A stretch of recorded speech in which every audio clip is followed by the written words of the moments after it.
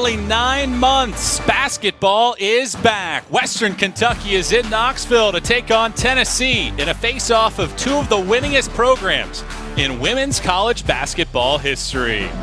With former Lady Vol Andrea Carter, I'm Michael Watring. It's great to have you with us, and Tennessee fans excited about senior Rennia Davis this year. And there are two things that make Rennia Davis so deadly. The first thing is her scoring. She's got a smooth three-point shot, height to shoot over high hands of contested defenders. She's explosive, she can get to the rim, and then she's also got the body control to hit mid-range jumpers and floaters. And to go with all that skill set, Michael, she's also got the clutch gene. Ice in her veins. She's hit 14 shots in her career with the clock winding down. She is their confidence. The two-time All-American leads a very deep and experienced Tennessee club that returns 80% of its scoring. Western Kentucky on the other side, very inexperienced, just one returning starter. And Western Kentucky is the exact opposite of Tennessee. Coming in this season, they've graduated 4 seniors, 6 true freshmen on the roster, also 1 redshirt freshman, 1 redshirt sophomore, so they're going to need some confidence coming in because they're lacking experience. Well, their top returner is right there, a junior from Cairo, Egypt, Meryl Abdelgawad, and she leads this team from a returning standpoint. She brings energy every play for WKU. As we're ready for tip-off here inside of Thompson Bowling Arena. Glad you're with us today. These two programs combined have won over 2,400 games, and it's Tennessee that controls the opening tap. Suarez, the lone freshman in this lineup for Tennessee, gives it over to Burrell. One of the 2 transfers in the starting lineup, Walker. Now there's Davis. 9 on the shot clock as Burrell pops a 3.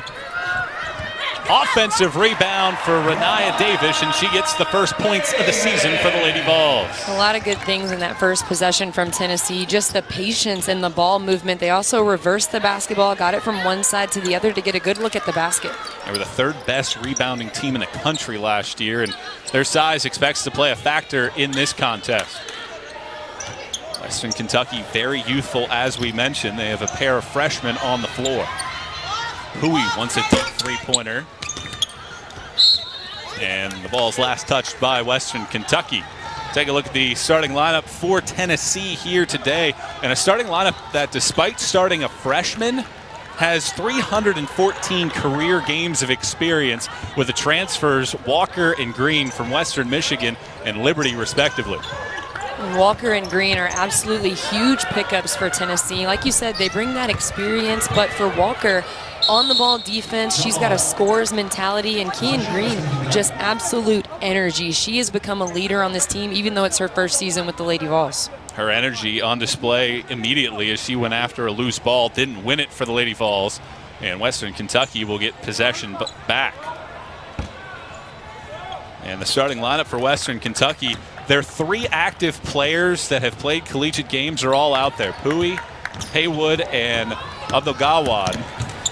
As a steal from Tennessee, and that was a big focal point for Western Kentucky, controlling the basketball as they turn it over on their second possession. And another turnover for Tennessee. Well, that's what Kelly Harper said. She said, we cannot compete for a championship if our turnovers remain to be that high, and they've turned it over now twice.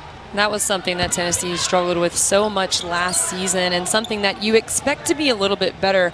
One of the players that struggled with turning the basketball over was Jordan Horston, but now she has a year of experience under her belt, and that should help her in that area. Abdelgawad along the baseline has it swiped away by Green. Outlet pass intercepted at mid-floor. And we get a tied-up possession that favors the Lady Vols. Well, you might expect it to be a little sloppy here early. It has been almost 9 months since these two teams saw a team other than themselves. And, of course, during the quarantine, probably a lot of these players didn't play basketball for a good 6 months. And there were so many players that were at home instead of coming in, for the summer. And also, you have to think, they didn't have exhibition games. They didn't have some of those preseason scrimmages where you kind of get to work out the kinks. And I remember my first game, nothing but nerves, no matter what. And so having time to work those things out is important. Green will get to the free throw line off the nice pass from fellow transfer Walker. Green is a terrific player. She was a member of the Big South All-Decade team Three-time all-conference selection. She scored over 1,200 career points and a grad transfer here to the Lady Vols. My favorite thing about Kian Green so far, just in talking to her and in hearing some of her interviews, is her confidence and her leadership. You know, one of the things she said is, I'm a leader no matter what room I'm in. I want to get everybody going in the same direction. And there was absolutely zero resistance to her coming in on this team. She gets one of the 2 free throws, and Tennessee with the first 3 points of the opener. Western Kentucky looking for some offense. Collett with it, the true freshman. And she draws a foul with 10 on the shot clock, and she'll get a couple free throw attempts for one of the 3 girls in Kentucky high school history with 1,000 career assists. And she gets a start right away for a program that has won 20 games in 8 consecutive seasons. I like the drive by Allie Collette. You know, watching her in shoot around today, I felt like she looked a little nervous. There were a couple of times where the ball went through her hands or she threw it away and it was an unforced turnover just in shoot around, and a lot of that is nerves, but that was a good attack. 2,600 career points in high school as well. And she has her first 2 of her collegiate career to pull the Hilltoppers within a point. Jordan Walker is bringing the basketball up the floor and playing the point guard position. She was such a huge scorer at Western Michigan, but she didn't play the point guard position. So there's a slight adjustment. Even though she's such a strong scorer, that's because she was playing the wing position. So she's coming in and having to kind of change her mindset from running the point.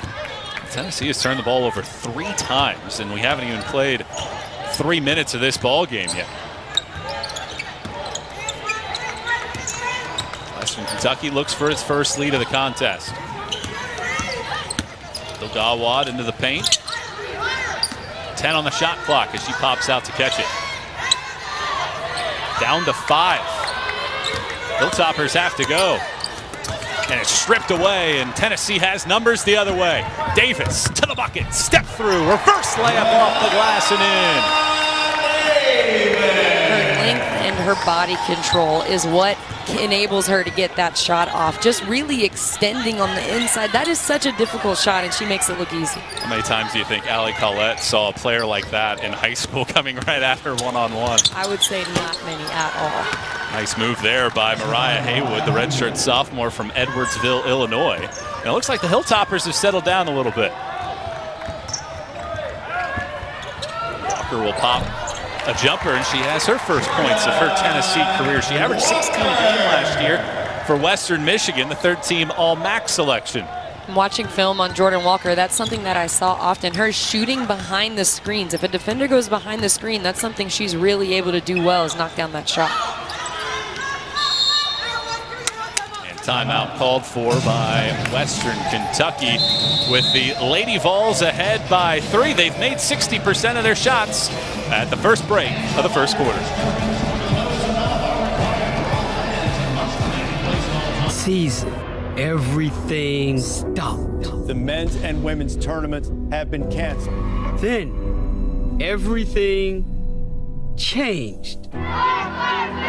Being black shouldn't determine if I live or die. And along the way, college basketball found itself. From protest, no justice, no peace, to podium. You guys gathered today to tell your fellow student athletes that I am here for you and with you. This is powerful, guys. To practice, the unity of a community emerged. Let's go, 1, 2, 3, go. Forged forward by the power of this game. The best thing we can do is just come together. And together, we might just change the world. This is their return, a new beginning. Heed the call. United, we ball.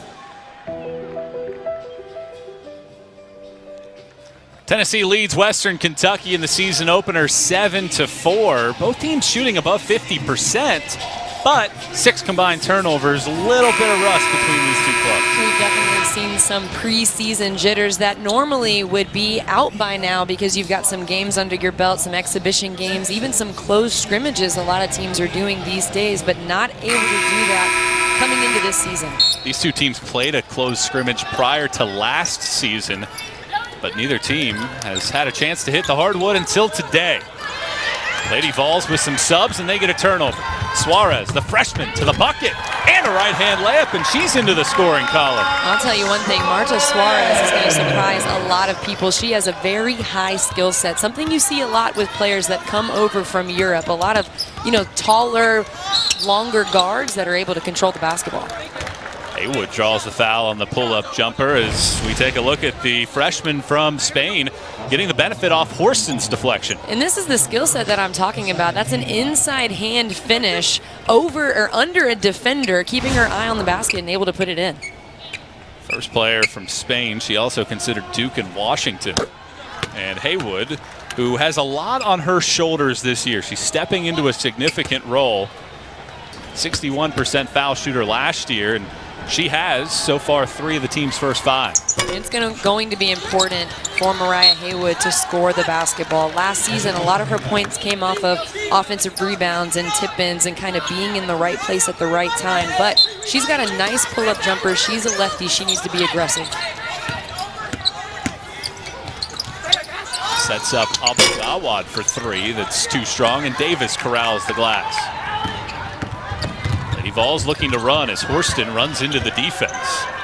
Walker collects and will reset for the Vols. And a hand-checking foul on the drive drawn by Horston. Horston, an all-freshman team picked from a year ago as Lady Vols used their first subs of the day. And now Jessie Rennie will come into the contest for Tennessee. And it'll be interesting to see how Kelly Harper utilizes this bench. She's always talked about the fact that she has players. She wants them to play. It's not going to be just a 7 or 8 man rotation. And figuring out those rotations is definitely going to take some time. Figuring out what players play well together, that's something that they don't know right now. Rennie misses a 3, the sharpshooter. Abdelgawad for Western Kentucky. Collette wants a 3, halfway down and out. Suarez with the rebound. Cassiana Kashkirwa did a very nice job all around in that last defensive possession. She went down to help. She found a man and boxed out. Those little things are going to make a big difference. 15 on the shot clock. Kashkirwa underneath. Nice drop step and missed the layup. Gets her own miss. Loose ball and a jump ball that'll favor the Hilltoppers. A good post position, and this is what I think you mentioned is going to be critical for Tennessee.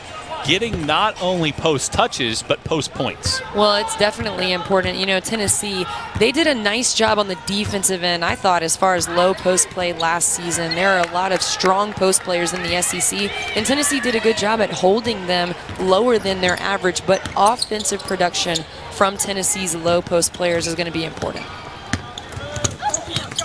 Abdelgawad feeds Pui, who misses the layup. Davis snatches down her second rebound and draws the foul.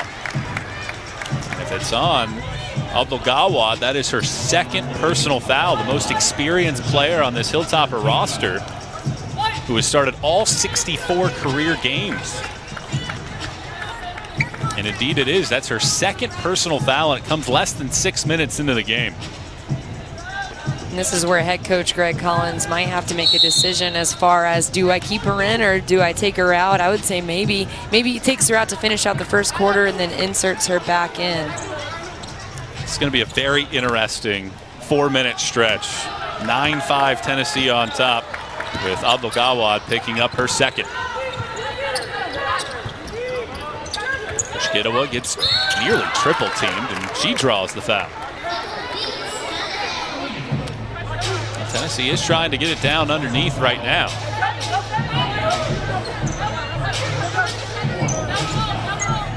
Just the team's 4th personal foul. So no foul shots yet. Suarez, catch, shoot, pops it in. Good-looking freshman. That's the reason why she got the start in her debut. Excellent composure by Marta Suarez. Just gets it. Nobody's in front of her, and she knocks it down. That's a shot that a freshman could overthink sometimes, right? Or not even feel it coming out of their hands, and it looks smooth. Collette gets to the bucket at the other end, and For as much as we may have mentioned that maybe she was a little shaky in practice, and granted, all of Western Kentucky probably nervous. They do have 6 true freshmen on the roster. She looks like she's settled in here very nicely and is attacking the rim.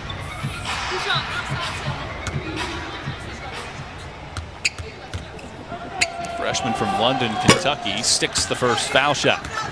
I like her mindset. Getting to the rim, it was effective the first time. And if you think about it, defense, in my opinion, is going to be a little bit slow coming along. There were a lot of teams when they got back from COVID, they're just doing shooting drills. They're doing a lot of offense. They couldn't even have defense on the floor. So defense, I think, is going to be a step behind, and we'll see that across the board.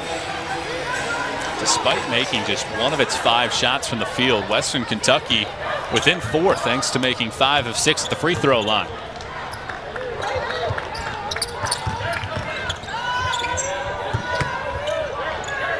Suarez gets fouled, and she'll get to the free throw line as Western Kentucky picks up its 5th team foul.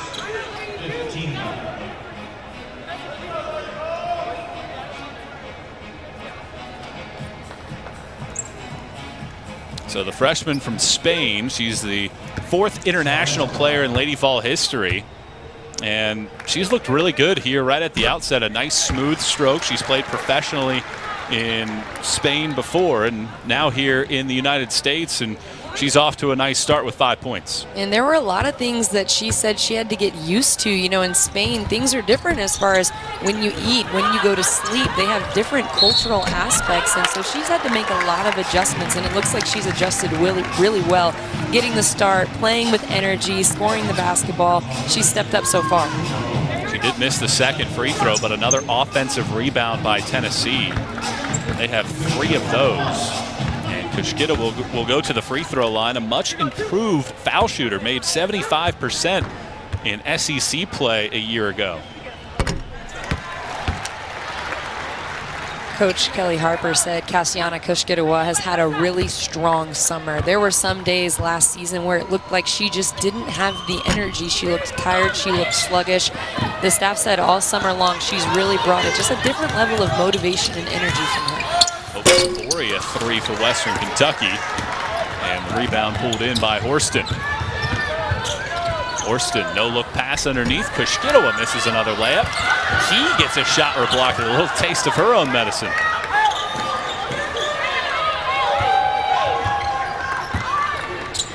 Horston lobs for a cutting key. Great catch and a nice finish with a right hand. Such a solid pass by Jordan Horston. That was one that it looks like you're not sure if it's going to make it or not, but Tamari Key did a nice job at going to get the basketball out of the air. Pui misses a 3. Collette wants one, and she drills it. So Collette with a nice start to her career. She is 7 of the Toppers' first 10 points. Come through, Allie Collette. No fear. Playing sometimes when you have nothing to lose and when there's not pressure on you, you can play with a little bit of freedom, and we've seen that so far.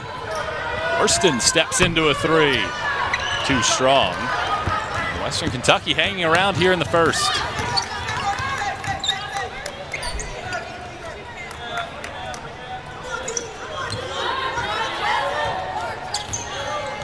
Collette with it. Nearly a steal. A little half-court offense right now looks a little bit stagnant for Western Kentucky. The main reason why they're missing their point guard. She graduated, Whitney Creech, and that was one thing Coach Greg Collins talked to us about, is how Whitney Creech did such a good job at taking care of the basketball, running the offense. I mean, she scored 13 points per game, obviously played really well as far as putting points on the board go, but the running the team, I think that's where they miss her the most. She averaged 37 minutes per game last year. She played 128 career games. You cannot replace that kind of experience. Not only are they missing Whitney Creech, but they're also missing Dee Givens, and then Raneem El-Jadawi, she's not playing today either. And so there's 3 key players from their team last season that they don't have. And a team that won 22 games and was on a hot streak at the end of the year. Horston draws the foul. Calling the game tight as Tennessee continues to try to dribble dry.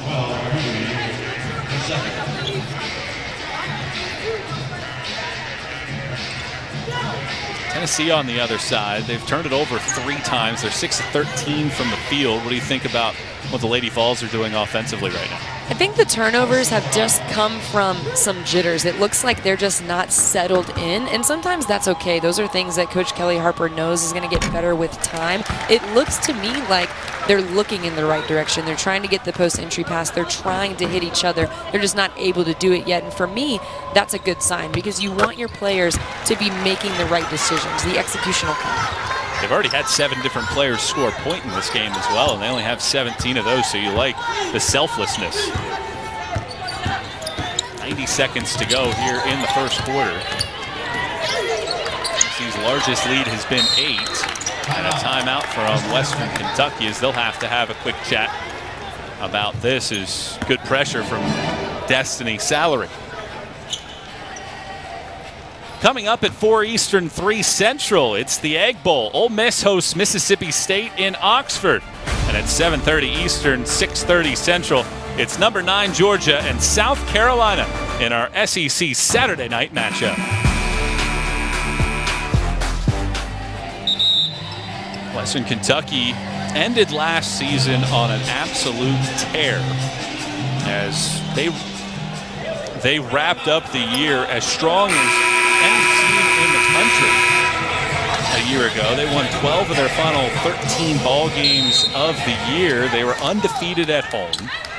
And a team that it felt like was peaking at the right time. They had a 31 RPI, so you felt like they were going to get to the tournament. And Greg Collins talked to us about not only getting to the tournament, but also being an at-large bid in the tournament, which is something that's rare coming from their conference. So they were on an absolute high coming out of the season last year, and unfortunately it all got cut short.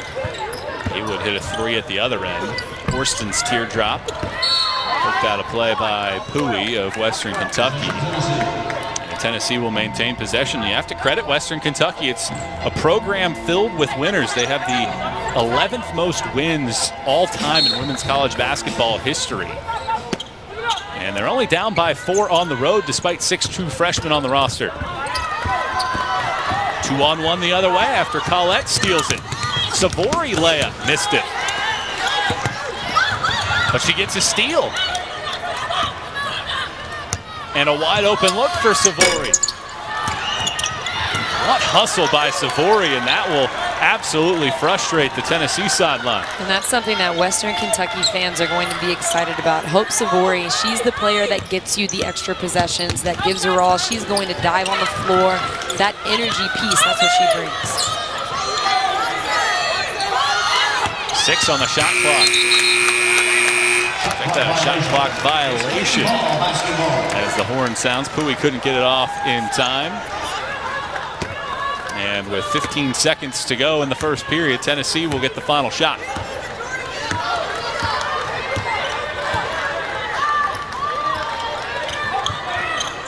Freshman Salary. Look for a ball screen and an attack. Horston crosses over, right hand layup, offensive foul whistled with 5 seconds to go, and there's Savory again stepping in with some energy. Who comes in to make those hustle plays, those big plays, sacrificing your body. This is one of my favorite plays in basketball. When you lay it on the line for your team, it looked like she got away with maybe being her foot in the charge circle, but either way, she put herself out there. 3 seconds. Savory hands off Collette. Gets it off in time, but misses it. Pretty entertaining first period of play. Tennessee hasn't made a field goal in 3 minutes, but they lead by 4 at the break.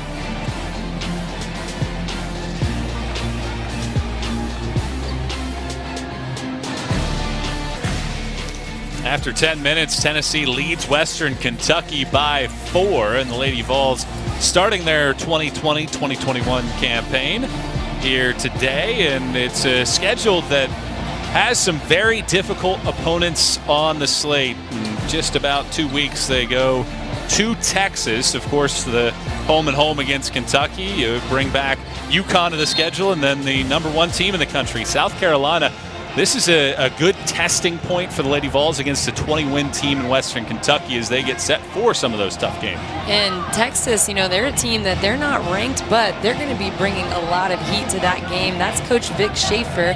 He was at Mississippi State. Now he's at Texas. He's got Charlie Collier on his team. She's 6'5". She brings a lot of size. So for Tennessee, facing Western Kentucky, they really need to clean up some things coming into this second quarter. The turnovers, ball movement, and player movement on the offensive end to get a good look at the basket. Tennessee brings its starters back onto the floor to begin this second period. And Western Kentucky, they made just 25% of their shots from the field in the first period, but they were within striking distance. Turnovers continue to plague the Hilltoppers. They're 6th. Walker in transition. Nobody defends her, but she misses the shot short.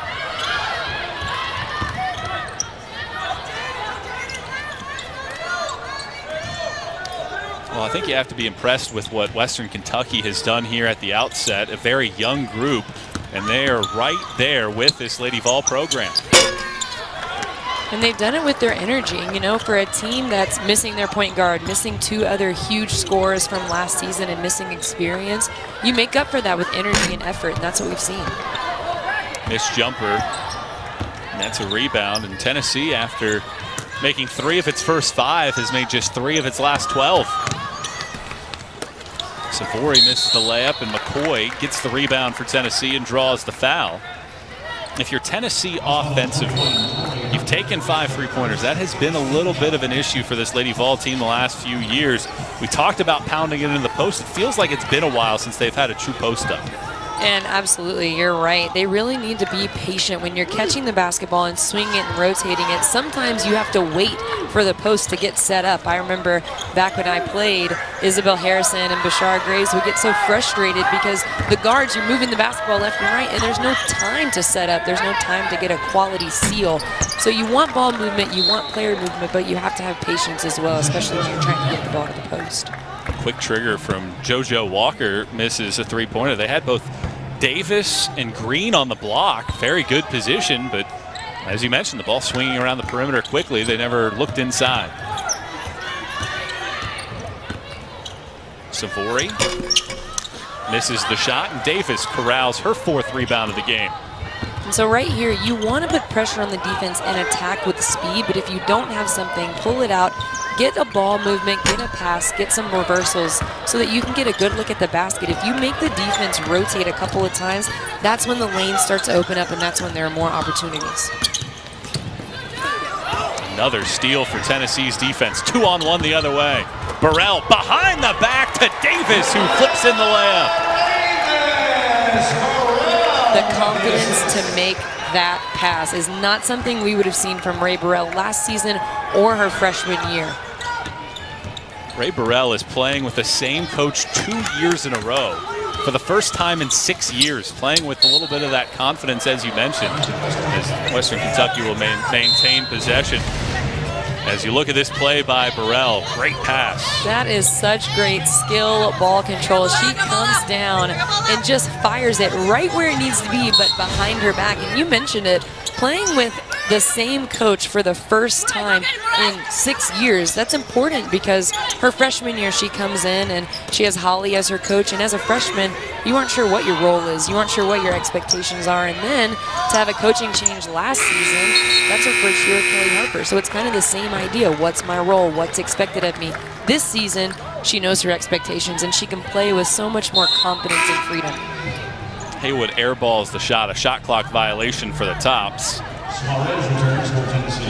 little bit of that confidence playing in for Burrell. She started the last 9 games of last year, so it bleeds over from a year ago. Zone defense here for the Hilltoppers.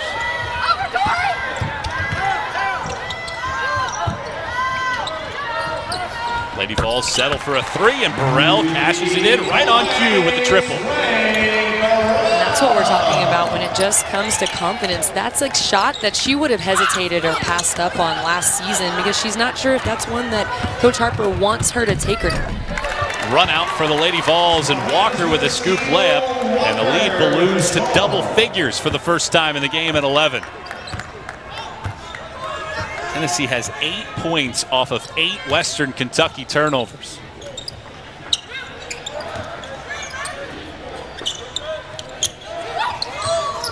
.13 on the shot clock. Torrey Hunter caught with it and throws it away. Redshirt freshman from Hoover, Alabama, with a 9th turnover for Western Kentucky. That was a nice job by Rennia Davis at just breaking up the handoff. Sometimes something so little, it takes a little bit of effort, but she doesn't let Mariah Haywood get the handoff, and it leads to a turnover. Let's see what Tennessee does against this zone. They settled for a 3 last time. Burrell to the paint. Walker will take a 3. She connects from long range. Back-to-back triples by the Lady Vols. They've made 4 straight shots. Important for Tennessee to have players that can knock down the 3 and shoot it with confidence, and players that you have to respect from the 3-point line. You know, last season they had Lou Brown, they had Jessie Rennie, and those were really their go-to 3-point shooters, but they weren't effective from behind the 3-point line. Abdul-Gawad with those 2 personal fouls while she was on the bench. Tennessee was +10. And another shot clock violation. Tennessee's field goal percentage defense last year was the 6th best margin in the country, and it has turned over here into 2020. Tennessee definitely has the opportunity to be a strong defensive team this season. They've got athleticism, they have length, they have basketball players with high IQs, and defense, it's energy and effort, but it's also knowing where you need to be. It's knowing your coverages, it's knowing your rotations. Tennessee has scored all 10 points of the quarter. Suarez underneath, scoops in a layup. It's a 12-0 Tennessee run to get the lead out to 16 points. Before she scored that bucket, she made 2 hard cuts to the middle. She cut to the middle, she cut to the baseline, and she did it both with energy, and then it ended up getting her the basketball. Haywood connects on a jumper. That ends a 10-0 or 12-0 run, rather. Burrell aggressive at the other end, draws the foul, and Tennessee's intensity, their energy, has turned up a little bit here in the second period, and the freshman, Marta Suarez, 7 points. She's off and rolling to begin her career.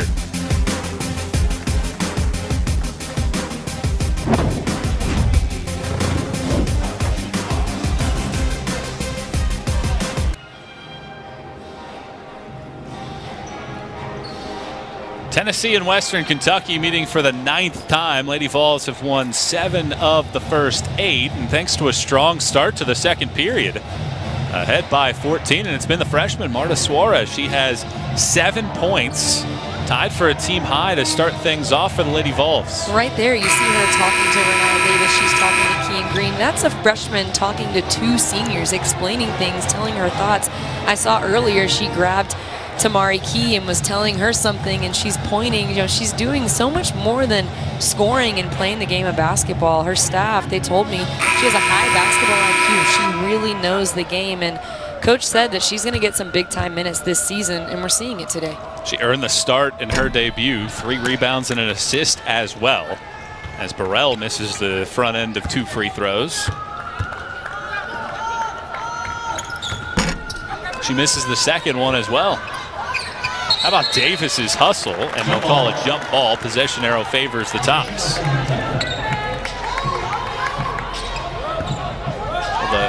Probably the biggest positive for Tennessee has just been the overall depth, the amount of people that have scored, and their defense has been swarming, forcing 10 turnovers.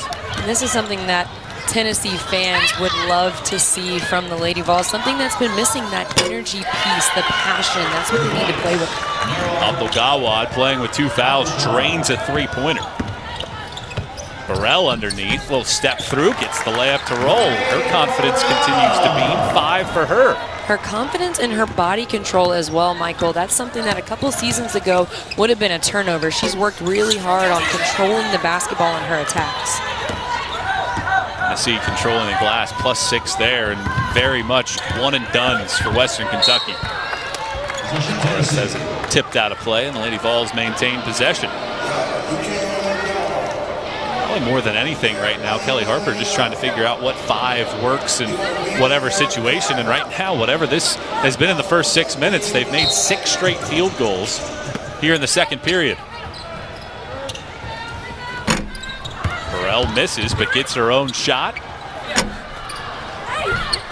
Misses twice more before Abdelgawad picks up the rebound.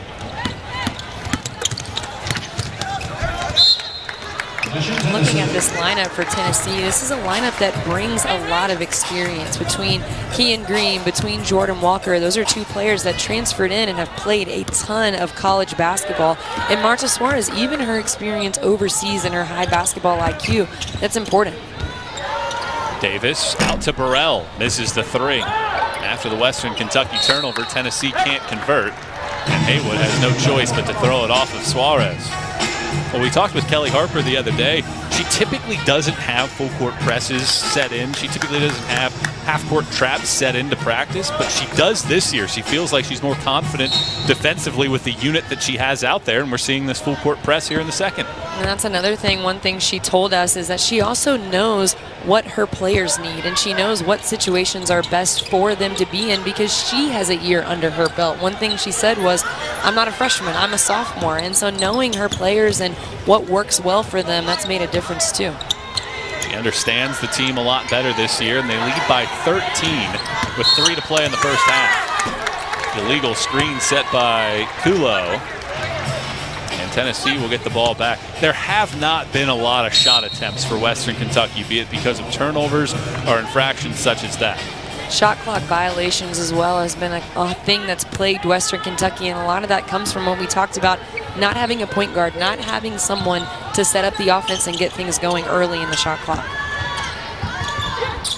Burrell underneath for Green. That strong take by Green. She doesn't get it to go, but she bullied the tops underneath. She gives me Bashara Graves vibes. It's someone that I played with, came into Tennessee with, as far as just being an undersized post player that's going to outwork you, that has a good skill set and just really hustles. That's what Green brings. The 6'1" senior from Philadelphia misses the front end of the free throw. Last year, she shot 165 free throws. That was number 1 in the conference a year ago for Liberty. She was 11th in the country in field goal percentage. So you know when she gets the ball underneath, she's either scoring or she's getting to the line in a high efficiency manner. And she does a really good job at finding her teammates as well. One thing Jaden McCoy said just about the post players since Green has been on the team, that she makes them want to play harder. She elevates everybody's game around her. Paulette to the paint, and another turnover. Swiped out of there by Walker, and Suarez has it. To the paint, step through, left-hand layup, doesn't get it to go, and now numbers for the Hilltoppers. Abdelgawad the entire distance, doesn't make the shot, but does draw the foul. And despite playing with foul trouble, she's been able to come on here in the second period. Well, we're seeing a little bit of the reason why Western Kentucky might scuffle at the beginning. They only have 3 players that have scored so far in this game. And we hit on it a little bit at the beginning. No Raheem El-Jadawi for this team. She is one of the best players, not just at Western Kentucky, not just in Conference USA, but in the entire country. She averaged 18 and 11 last year, and she will not be ready to join this team until probably the start of conference season in a couple weeks. And so they're playing right now with 3 players that got playing time last season, but 2 of those players, Mariah Haywood, 13 minutes per game, and Fatou Pouy, 13 minutes per game. So even those 2, as far as experience goes, they got time on the court, but it wasn't very much time. How about Burrell sticking in another triple? Tennessee's three-point shooting stroke starting to fire on all cylinders. They've made their last 3 from long range. And another turnover. Savory just couldn't grab it, and that's the 14th for Western Kentucky. Western Kentucky going back into their 2-3 zone. They're going to have to, with Tennessee knocking down the 3-point shot. They need to get out to the line. Davis to the bucket, misses the shot. Suarez with an offensive rebound. Davis another chance, and Tennessee comes up empty on second chance points. 1:20 to go in the half, and if you're Western Kentucky, you'd like 2 buckets and a stop to get this down near 10. Safori doesn't get the friendly roll, and with 65 ticks to go, Tennessee with a chance to expand. In that last offensive possession from Western Kentucky, 1 pass and a shot. No ball movement, no player movement, and that's something Greg Collins emphasized coming into today. Destiny Salary into the scoring column. The freshman from Arkansas with her first career collegiate points.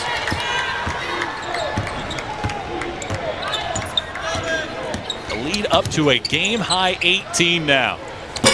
Collette misses a three-pointer. Davis with the rebound. About a 3.5-second differential shot to game clock.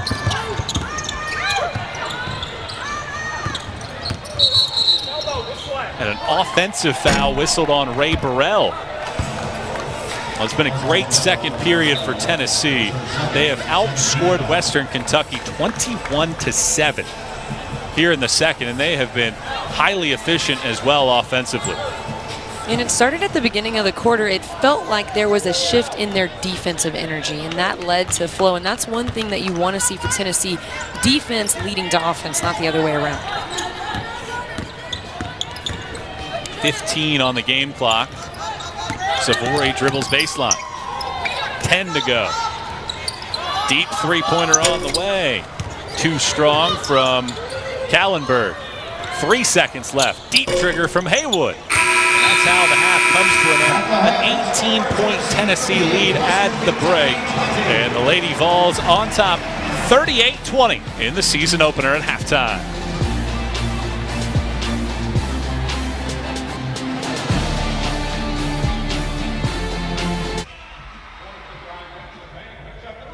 One of the best parts about 2020 in a year that has been so challenging for so many is that college athletes have found their voice, and it has certainly happened here at the University of Tennessee. To begin this academic year, the Lady Vols and the entire Vols roster has joined the other colleges in the country that have been so strong, utilizing their voices to try to unite America during such a tough year.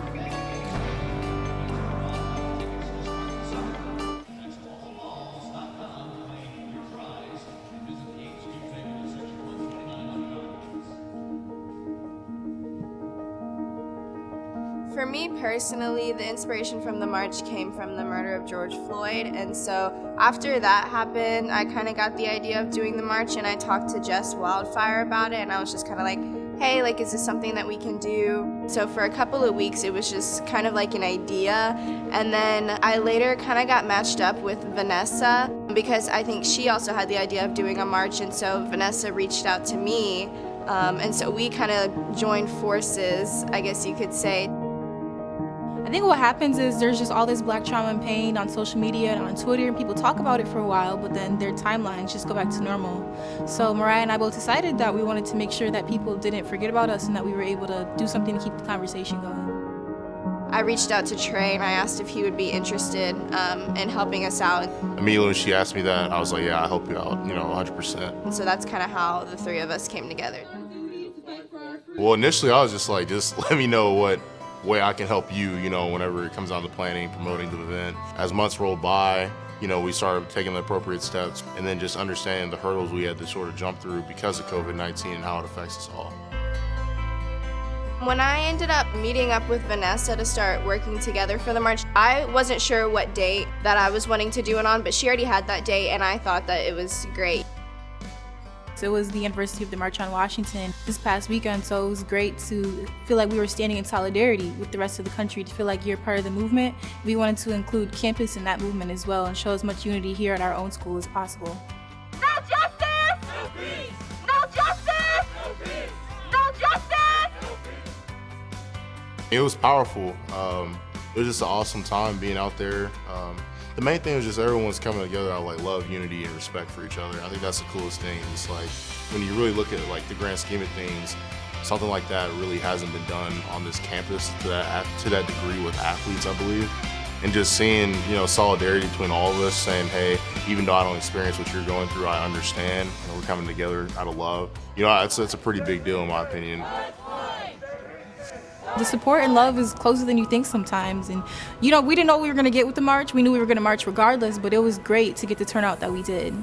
No matter what your role is, your position is, it just feels great to be a part of a movement with people who have the same passions as you. When I was out there, I'm not gonna lie, like I shed a couple tears because it really was just like a crazy moment. Like it was really surreal just to see all of the planning and organizing that we had done just kind of come into like fruition, and it just came out really great. Just like in the little time this has all happened on my Instagram, I've had dozens of kids say I've just been an inspiration to them, and just to keep going and keep believing what they believe. And for me, that's I accomplished my goal. As long as I can inspire people and help people out, you know, I'm doing my job. I'm doing what God put me on this earth to do. All lives cannot matter until Black Lives Matter. I just have to keep being a role model, keep being someone to look up to, you know. When I say that, just helping people out, portraying an image that, you know, is something that can be followed, something that can better the world. What do we want? Justice! When do we want it? Now! What do we want? Justice! When do we want it? Now! What do we want? Justice! When do we want it? Now! What do we want? Justice! When do we want it? Tennessee leads Western Kentucky 38-20 at the break here in Knoxville. Tonight we'll have SEC football final hosted by Dari Noka with Gene Chizik and Chris Doering. They'll take you through the biggest stories from the day and break all the college football games down. It's at 10:30 Eastern, 9:30 Central, right here on the SEC Network and the ESPN app. First half highlights and second half action coming your way next.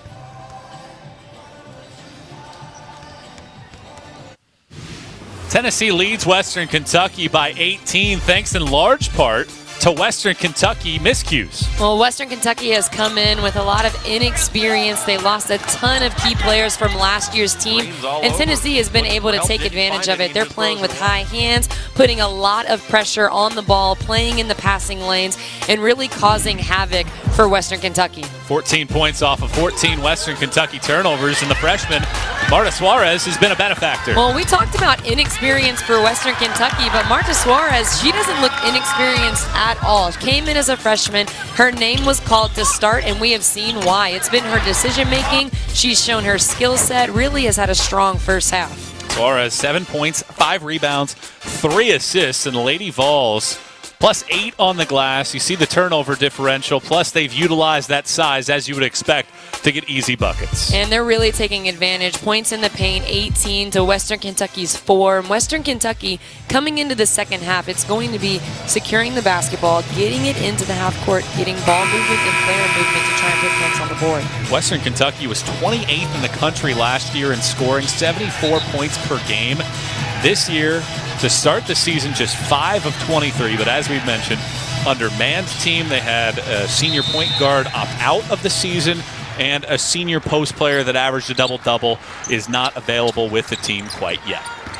Second half action underway here inside of Thompson Bowling Arena. Glad you're with us as Suarez misses the start. The first shot of the second half with former SEC steals leader Andrea Carter. I'm Michael Watring. Glad you're with us. Lady Vols have to be making you proud because of the defensive effort they've put forward. Collette wants a 3. She's had a really nice game as she drains that one, up to 11 points now in the ball game. Very impressed by Allie Collette. She came in and attacked the basket. The first thing she did was draw a foul and hit 2 free throws, and it looked like from there she really settled in. Kean Green gets an easy bucket for Tennessee in the lead to 17. Tennessee's 18-point lead at halftime was its largest of the game.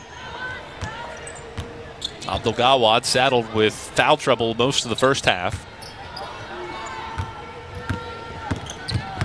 Gets to the paint. Good strong take as she sticks it off the glass. 7 now for the team's leading returning active scorer. Excellent job. She did a nice job at using her body to absorb the contact and then still finishing. Burrell, who had a really nice first half with 8 points. to pace the team. Pulls up for a jumper and drains it. First player into double figures for Tennessee. That's a good decision by Rae Burrell. She could have taken the three-point shot. It was wide open after the first pass, but instead gets an easier two. She had 15 double-figure scoring efforts last year, and she has her first in the season opener this season.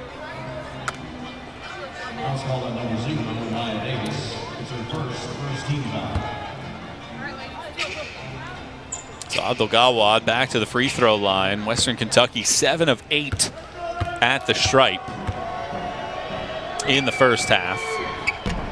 And this is a Western Kentucky team that some people tuning in might just take a glance at the score and say, oh, of course, Lady Vols ahead by 17. But this is an elite program. 20 NCAA tournament appearances, 3 Final Fours, a national runner-up in their time, and they are one of 14 teams that have won 20 games in each of the last 8 years. One of the things when we asked Coach about Western Kentucky, she talked about how they have experience. They're a program that is going to bring in history, and that's something that you have to compete against. Abdel-Gawad misses the three-pointer, and Tennessee looks to run it out. Walker to the paint, misses the layup, and possession last touched by Green, and we'll go back to the Hilltoppers. Western Kentucky, 15-20 win campaigns in the last 18 years. They've won 6 conference titles since 2013, be it regular season or tournament championships. Haywood draws a blocking foul on Green, who is inside of the restricted area. And I like what you've seen from Mariah Haywood today. She averaged 2 points last year, 13 minutes per game. She has 8 points and has been running the show for this club. And she needs to. She has to step up. She has the skill set. I think it's been the mentality. She has to get an aggressive mindset. It's something that she didn't need last season. She had scorers around her. She could pick up baskets just by being at the right place at the right time. But this season, she has to create her own shot, and she's got the skill set to do so. You mentioned the fact that Whitney Creech no longer on the roster. Well, she had nearly a 2 assist-to-turnover ratio as Haywood makes 1 out of 2 at the line. Burrell at the other end for a 3, misses it. Underneath, how about Walker, one of the shortest players on the court, gets the offensive stick back. Well, she got 6.2 rebounds last season, so getting in there and getting boards, that's something she's used to. That was during her time at Western Michigan. Haywood, another rise and fire mid-range game. Slapped out of play by Pui. But as we've talked about, 3 players have scored for Western Kentucky. Abdel-Gawad with 5. Collette with 10, and Haywood has 8. Nobody else has made a shot so far in this game, and they're going to need some of that depth as they go through this next portion of their non-conference slate.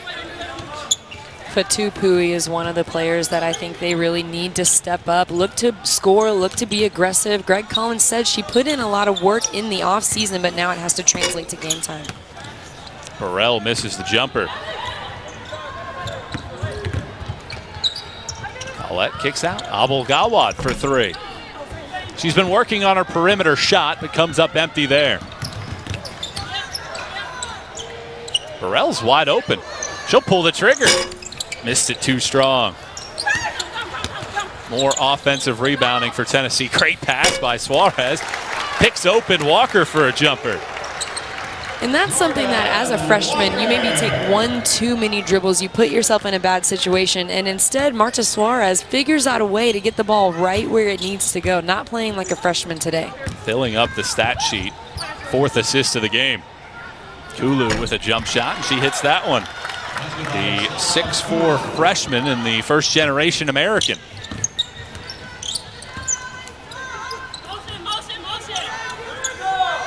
Davis gives underneath for Green. Suarez is open and sticks in the layup. She just seems to be in the right place at the right time, and she's getting a lot of good looks underneath. And that's a great buddy cut when you have 2 post players that can work well together. For Kian Green, she's got the experience to find her buddy when they're making the cut, and Marta Suarez was right there. Collette continues to find long range, her 3rd triple of the ball game. Western Kentucky not going away so easily with Tennessee ahead by 17.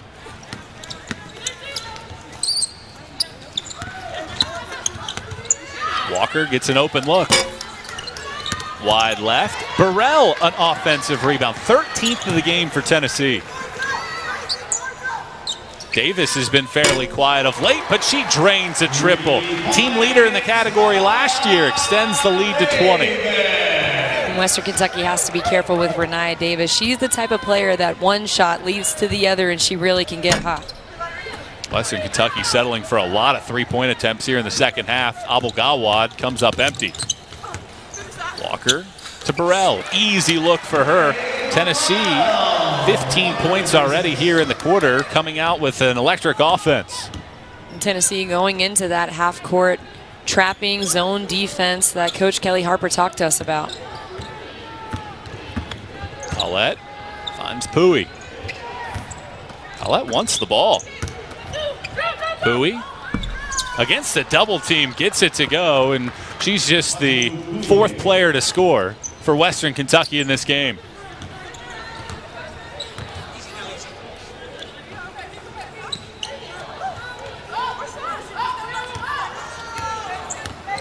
It's a nice job by Tennessee at being patient. Ray Burrell right there. That's a great attack. One more strong dribble and she can put that on the glass instead of the floater. Burrell will have free throws when we come back. The game leader in scoring.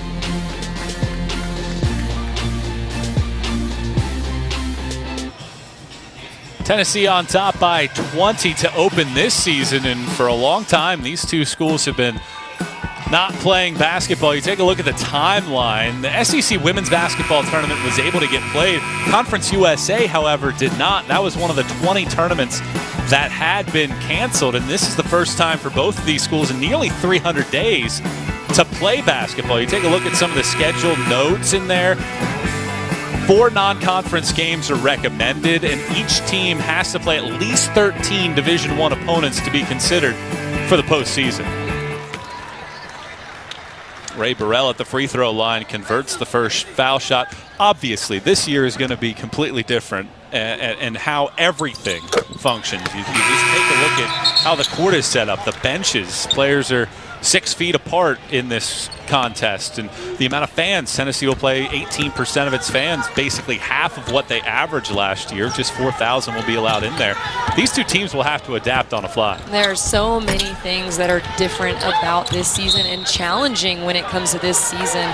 Texas A&M's head coach Gary Blair said the teams that are going to be successful are the ones that can adapt to change and the ones that can adapt to last-minute change, because a lot of that's happening. Tennessee was supposed to lift the lid yesterday as Davis comes away with a steal. Or check that, that's Salary. The freshman. So Horston steps into a wide open look. Kushkitawa, an offensive rebound. She puts it off the glass. Good offense by Tennessee, getting an open look and then an offensive rebound. And that's the kind of energy that Tennessee needs from Kassiana Kushkitawa consistently. Something she can bring all the time is that energy. As I was saying, Tennessee was supposed to open yesterday against Florida A&M. They opted out of their season, the Rattlers did, on Monday. So Tennessee was waiting until Wednesday just to try to find an opponent. Savory misses a 3, loose ball. Look at Abou-Gawad get after it and earn a jump ball. Good hustle, and a player that Coach Collins said has been working on her conditioning. And she just plays with an edge. She plays with a confidence, a level of motivation that you have when you're a senior. It's important. It means something to you. And for so many of these players, especially this season, just getting to play basketball is something that everyone has a new appreciation for. She started 65 career games. Every single one she's been eligible for at Western Kentucky. Savory misses a three-pointer, and Horston with a rebound. Lady Vols with their largest lead of the day.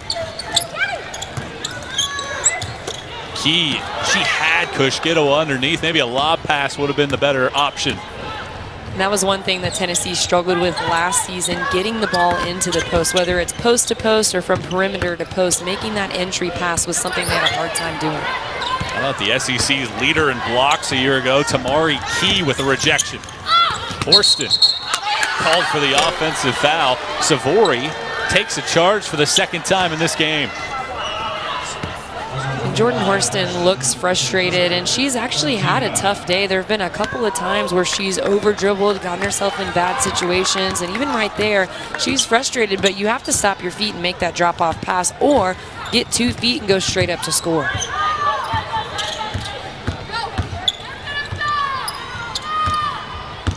Jordan Smith, the freshman, tries a scoop runner, and there's Key to corral the rebound. The sophomore from Cary, North Carolina, who blocked 86 shots last year. Kushkitwa, that's a strong move underneath. Wanted to see some more paint touches, and Kushkitwa looks very comfortable underneath the bucket today. Finishing through multiple defenders, that takes a level of focus as well. Tennessee has opened up a 26-point margin thanks to a 6-0 burst.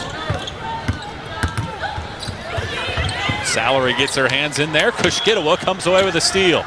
Lady Vols with numbers. Horston, rise and fire. Rare offensive rebound for Jessie Rennie.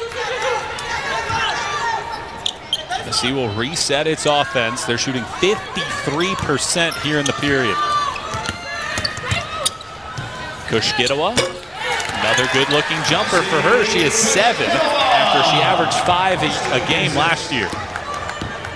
It's a good sign for Tennessee. A good decision by Jordan Horston, and then knocking down the shot by Cassie.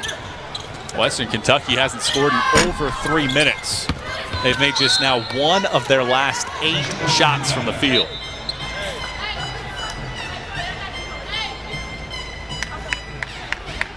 Western Kentucky expands the possession after it deflects off of Tennessee. And it's so difficult when you have to work so hard to just get the basketball into your side of the court. And then, you know, it's tough. Tennessee's long, they're athletic, and Western Kentucky is lacking experience. So getting that offense going and just getting easy looks at the basket is tough. Salary comes up with a steal, and the lead balloons to 30 for the first time in this game, under a minute to go in the third.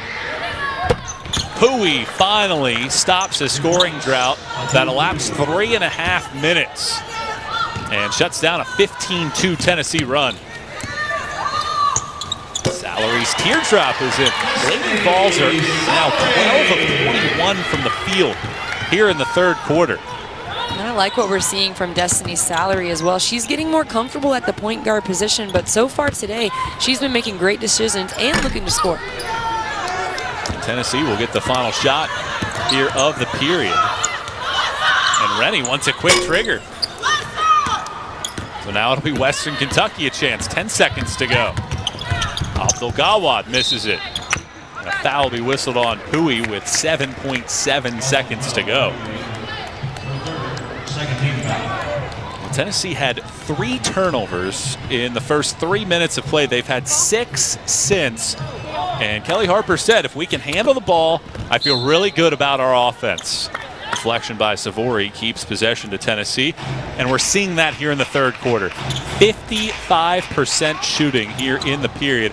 They've made 11 of 15 inside the three-point arc. Salary at the buzzer. Gets it to go. The freshman drains it, and Tennessee lead balloons to 32. Lady Vols close on a 15-3 scoring run, and the Lady Vols shoot 57%, using some razzle-dazzle to go on top 68-36.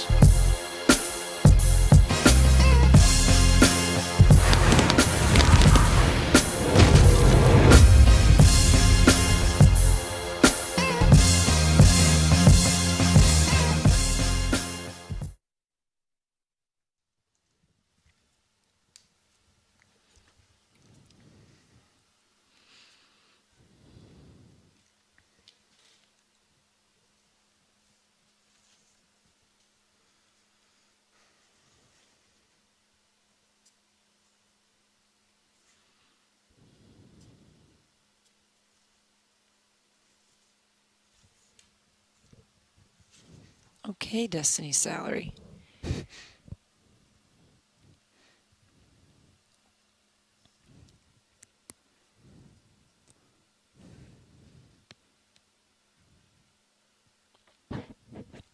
There we go.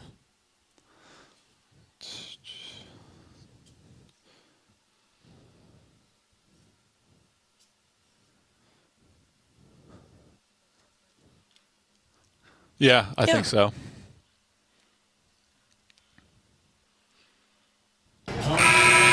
Tennessee leads Western Kentucky by 32 as we start the fourth quarter. And it's thanks in large part to the freshman, three-time All-State selection out of Arkansas, Destiny Salary, who hit this buzzer beater. And one thing that Destiny Salary has talked about has been the mentorship from Renia Davis, and that looks a lot like something we'll see and we have seen from Renia Davis. A big-time shot as the clock is winding down. Salary was originally offered by Kelly Harper when Kelly Harper was at Missouri State, so she has 10 points in the game, and the Lady Vols have opened up their largest lead of the day. Tamari Key with a catch underneath and draws the foul, and that's one of the things that Kelly Harper talked about with us the other day. When Tamari Key wants to be physical, she can get post position on anybody, and it looked like here to start the fourth, she wanted it. It's doing it consistently that they really need from Tamari Key, because she has such great size, such great length, that when you get the ball into her, if she's in good position, it should be an easy two. When she gets pushed out of the block and she has to score from far away from the basket, that's when she's not as effective. She gets 1 out of 2. The 6'5" sophomore who shot 56% from the field last year and led the conference in shot blocks. Tennessee ahead by 33 points, and their offense has been free-flowing here in the second half. That was Western Kentucky answer, and unfortunately it's their 18th turnover. And Tennessee answers right back with its 10th of the game.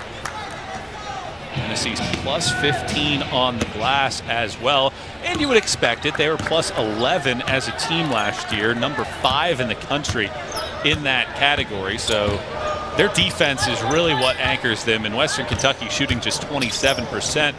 How do the Hilltoppers try to get something positive here in the fourth? Well, ball movement, player movement, and playing with confidence. Right now, when you're down, it feels tough and you want to get tense and you start to tighten up. But right here, just energy, movement. I think the one thing that they can't do is freeze. They've got to keep playing. Fatupui just fouled out as she picks up her 5th personal foul going over the back of Tamari Key. So she fouls out with 5 points, and she's one of just 3 active players on this Western Kentucky team. In fact, the last time Western Kentucky played a game in a win against Louisiana Tech last year, the players active, as Key sticks in the lab, scored 7 points and attempted 5 field goals. That is what Western Kentucky is contending with here to start this season. Just not a whole lot of experience. That last offensive possession by Tennessee, they did a great job at executing, which is a good sign. You talked about Tennessee's defense anchoring them last season, and there were so many times where on offense they could not get a good look at the basket. Renia Davis was their main scorer, and they had a hard time getting other people involved. So that last executed play was a good sign. More dribble drive as well. Salary does miss the three-pointer. Western Kentucky still looking to run. Dawad has it deflect off of her leg. Out of bounds, and another turnover for Western Kentucky. If you are Greg Collins, you're looking at this game. Obviously, you're expecting El Jadawi to come back in a couple weeks. That'll be a big boost for a player that averaged 18 and 11. What are you trying to get out of a game like this against a very talented Lady Vol club? Well, I think there are a lot of things that they can take away from this game that are good signs. Allie Collette and the way that she played, especially in the first half, that's a bright spot for Western Kentucky, especially if they get El Jadawi back. If Allie Collette can run that point guard position and look to score the ball, and Abdul-Gawad has brought a ton of energy, so you have to be happy with what she can bring. You bring back your best player. We've seen a lot of positive things from Mariah Haywood as well. So they're getting some of the pieces, and I think it'll really benefit them when they get El Jadawi back. Salary's open again off of a screen. Ball loose under the bucket. And a held possession here will favor Tennessee. I watched Tennessee practice, and Destiny Salary, she's just fun. She's bright, she's bubbly. You know, last season, sometimes Tennessee, when you would watch them at shoot-around or even before the game, they seemed so serious. They had a lot of serious personalities on their team, and Salary really brings that bubbly energy. Quick pass underneath from Salary to Horston, but the sophomore misses it. Abdul-Gawad, the length of the floor, draws the foul. She has been the anchor on the fast break, and I mentioned it. She's working on her conditioning. She's been go, go, go. It's been the rest of her team that sometimes haven't followed her down the floor in transition. It's impressive, her conditioning level as well. Something Greg Collins talked to us about was she had to quarantine at home in Egypt, and sometimes there were times where they weren't even allowed to leave their home. So she had to do at-home workouts and do things inside her house to get herself in shape and ready for the season for a while. It was a much stricter quarantine over there. Probably ran a little bit inside of her house. You heard those stories of people in the NBA and the WNBA bubble that would walk around their hotel room just to get some miles in. Gawad makes a pair of foul shots. Worston misses the runner, gets it back, and draws the foul. And this, I think, is an area for Tennessee that must improve. Last year, they were 11th in the SEC in free throw percentage. And they didn't get to the free throw line that frequently. Today, they're 9 of 16 and 56%. If they want to take that next step, getting there frequently and then converting when you get there is going to be critical. There are so many things that contribute to getting to the free throw line as well. If you think about it, one thing they struggled with was turnovers. So when you're turning the ball over, you're not attacking the basket. You're not even getting field goal attempts. So they clean up their turnovers. That could definitely lead to more attacks. Worston does get a pair of free throws this time around as Rennia Davis checks back into the game. Davis a point shy of her 30th career double-double. She has 10 rebounds out there for the two-time honorable mention All-American. He balls back into a man-to-man defense. Salary nearly came up with an interception. We talked about the lack of depth for Western Kentucky. They don't have a bench point in this game.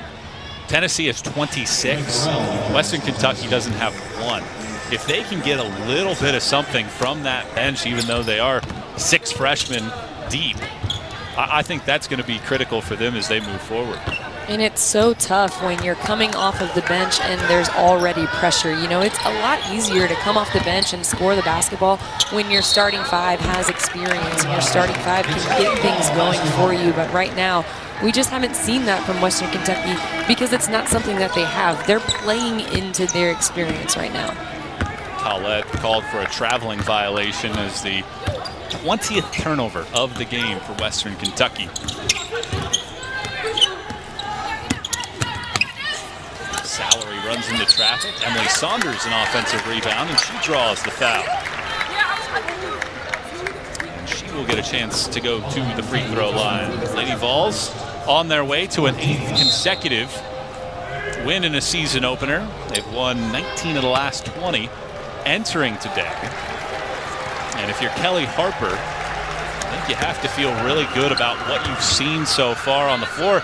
And that even comes without Green playing all that well in her first game. Monday at 7 Eastern, 6 Central, we'll have Thinking Out Loud with Alyssa Lang, Spencer Hall, Richard Johnson, and Brandon Boykin. They'll break down the weekend on the gridiron and talk about the hottest topics for the coming week. Right here on the SEC Network and the ESPN app. And a foul at the other end, so both teams starting to be more aggressive getting to the bucket and getting foul shots. Saunders hit 1 out of 2 for Tennessee at the other end, and Haywood back to the line. She's made just 1 of 4 at the stripe so far in this game. Last year shot it at 61%, now 1 of 5. And this is something that she will have to improve. You know, last season, not looking to attack as much, but now that she has a more aggressive mentality, you've got to be able to knock down her free throws. She misses a pair, and it's last touched by Tori Hunter of Western Kentucky, and the ball goes back to Tennessee. Vols here in the second half, 36-18. They're doubling up Western Kentucky to stretch this margin out to 36 points.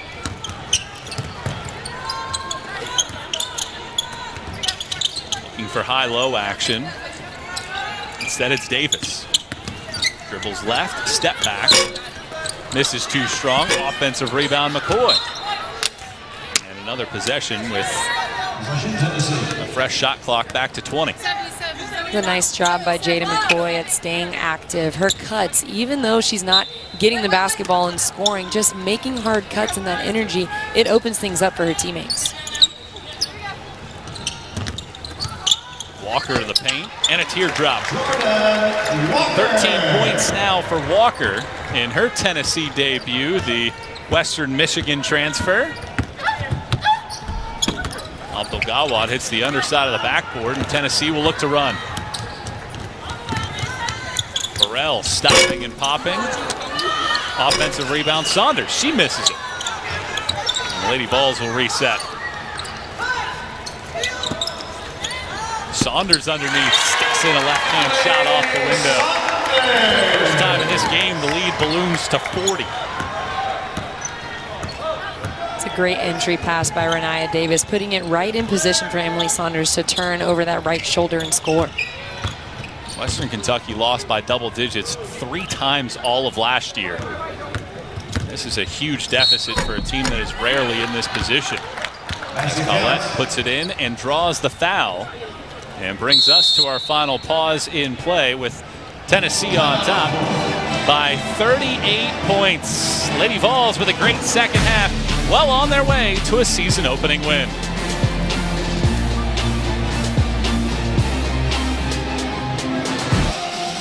Tennessee newcomers have made a big impact in this game. 2 freshmen and a junior transfer. 32 points and better than 50% shooting between that trio. I've been very impressed, especially by Destiny Salary and Marta Suarez. You know, Jordan Walker, she knows what she's able to do at the college level. So having her come in and give 13 points, that's something I expected to see from Walker. But Suarez and Salary, they're not looking like freshmen at all. They've been making great decisions, and I've been impressed by them knowing when to look to score and when to get other people involved.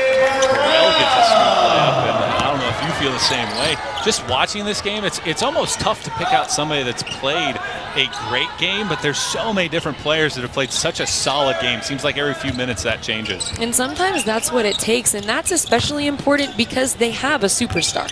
They have Rennia Davis, so if everyone can do exactly what they're doing today, and then you get Rennia Davis going, you get Jordan Horston going, then it really starts to piece together to make for a good SEC run. Just looking at from a number perspective, Davis still has 9 points and 10 rebounds. So even though she's been awfully quiet overall, still nearly a double-double for the senior. Missed jumper from Haywood, and with Tennessee on top by 39, looking to extend this one out. One thing I've seen, you know, we talked about Rennia Davis almost having a double-double. She plays better in bigger games, in my opinion. So if you think about it, in a game where it's tight or it's close or it's against a high-level opponent, she knocks down 20 points. It opens up everything else for Destiny Salary, Jordan Walker, or Marta Suarez to just play their game.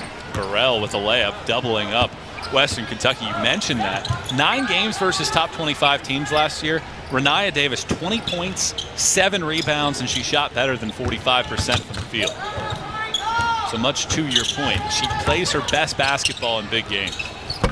And that's important. That's what you need, especially from your senior leader. Gawad sticks in a triple. She's played well, 13 points, 8 rebounds, 3 assists for the junior from Cairo, Egypt.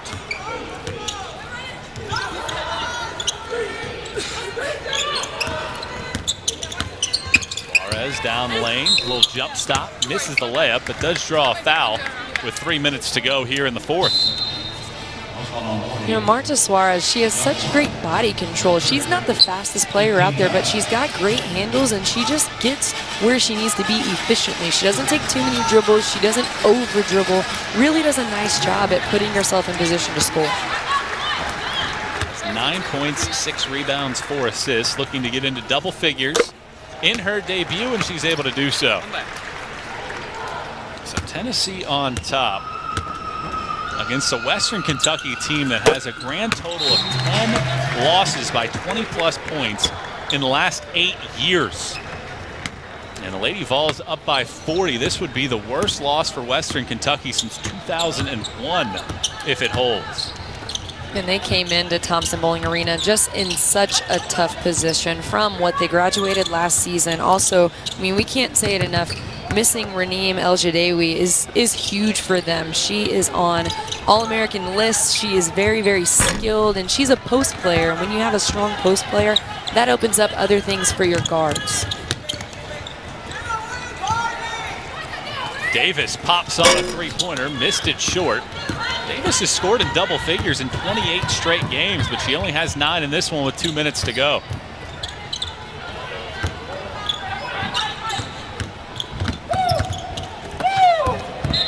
Lori blocked out of bounds by Tamari Key.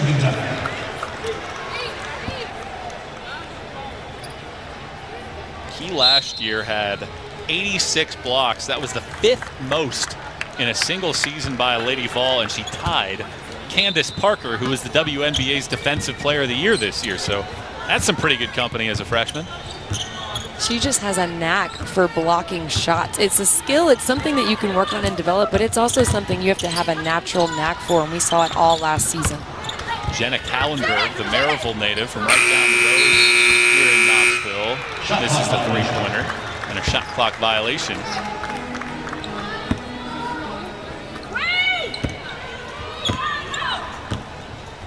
Under 2 minutes to go.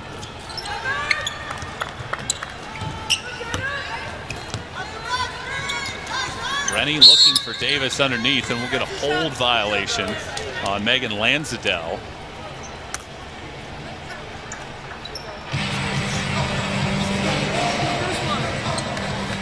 That'll send Rennia Davis to the free throw line, team leading 80% at the stripe last year. Well, you talked about her scoring in double figures.